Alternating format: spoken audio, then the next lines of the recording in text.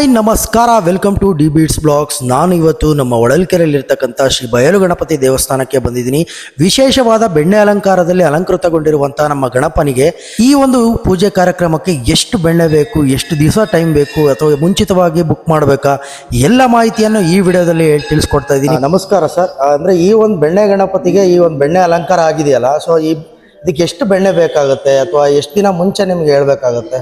ಇದು ಒಂದು ತಿಂಗಳು ಮುಂಚೆನೇ ಬುಕ್ಕಿಂಗ್ ಮಾಡಬೇಕು.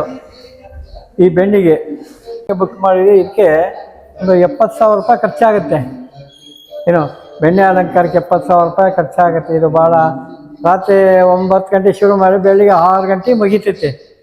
ಏನೇ ಅವರು ಏನು ಅರ್ಕೆ ಮಾಡ್ಕೊಂಡು ಕೆಲಸ ಆಗಿರಲ್ಲ, ಮದುವೆ ಆಗಿರಲ್ಲ, ವ್ಯಾಪಾರದಲ್ಲಿ, ವಿದ್ಯಾದಲ್ಲಿ, ಸಂತಾನದಲ್ಲಿ, ಕಲ್ಯಾಣದಲ್ಲಿ, ಆರೋಗ್ಯದಲ್ಲಿ ಅವ್ರೇನೇ ಸಂಕಲ್ಪ ಪಡೋದ್ರೆ ಇಷ್ಟಾದ್ರೂ ನೆರವೇರ್ತವೆ. ಅದು ಅರ್ಕೆಗಳು ಒಪ್ಪಿ ಹೋಗ್ತಾರೆ ಅವರು ಈ ಬೆಣ್ಣೆ ಅಲಂಕಾರಕ್ಕೆ.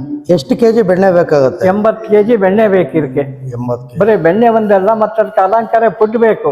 ದ್ರಾಕ್ಷಿ, ಗೋಡಂಬಿ, ಉತ್ತುತ್ತೆ, ಆಮೇಲೆ ಬಾದಾಮಿ, ದ್ರಾಕ್ಷಿ, ಬೇರೆ ಇದೆಲ್ಲ ಬೇಕು ಅಲಂಕಾರ ಮಾಡೋಕ್ಕೆ. ತರಕಾರಿ ಇದೆಲ್ಲ ಬೇಕು ಅಲಂಕಾರ ಮಾಡೋಕ್ಕೆ. ಅದು ಒಂದೇ 3 ಮಾಡಬೇಕಿದೆ ಅಲಂಕಾರನ, ಒಬ್ಬರಿಂದ ಆಗಲ್ಲ. ಇದೆಲ್ಲ ನೀವೇನ ಅಲಂಕಾರ ಮಾಡೋದು? ನಾವು ಬೇರೆ ಯಾರು, ನಾವೇ ನಾವು ನಮ್ಮ ಮಗ ಮಾಡೋದೆ, ಬೇರೆ ಯಾರು ಇಲ್ಲ. ಅದಕ್ಕೆ ಆ ಲೇಬರ್ ಕರ್ಕೊಂತೀವಿ, ಅದಕ್ಕೆ ಅವ್ರಿಗೆ ಸಂಬಾಳೆ ಅವರು ಬೇರೆ ಕೊಡ್ಬೇಕು. ಅದಕ್ಕೆ ಸಂಬಾಳೆಗಳು ಬೇರೆ ಒಬ್ಬರಿಂದ ಮಾಡೋಕ್ಕಾಗಲ್ಲ. ಇದು ಒಂದು 3-4 ಜನ ಬೇಕು ಅಲಂಕಾರ ಮಾಡೋಕ್ಕೆ. ಇದನ್ನು